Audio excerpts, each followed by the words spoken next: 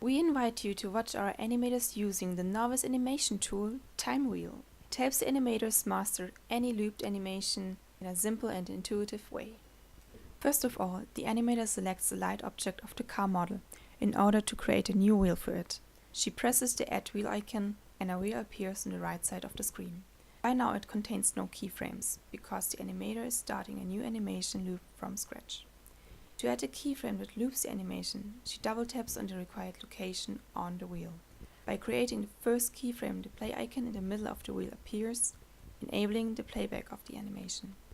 Here the animator already notices one of the benefits of Time Wheel. Through using a wheel instead of a timeline, there is no need for a separate start and end keyframe.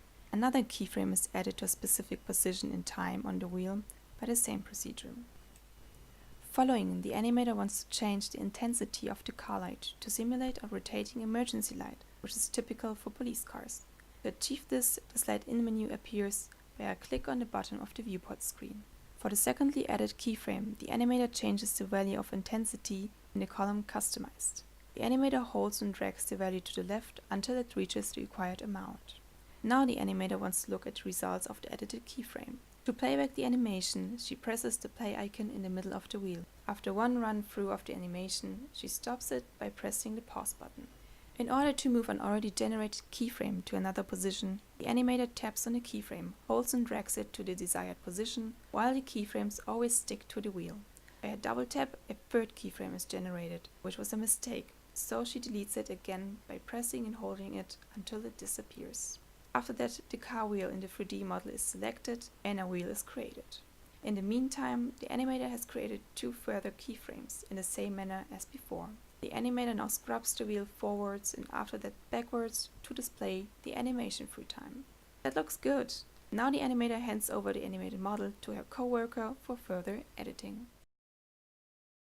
This already created animation for a walk cycle is suitable to show how to work with the hierarchy of the animation. Each body part has an own wheel with its keyframes. In this case, the animator works with the mouse and keyboard input. Depending on the project and the model, the animator can choose between using mouse or touch input. The torso, which is selected right now, represents the root of the hierarchy. The animator now selects a different body part, the right foot, of the 3D model by clicking on the corresponding wheel.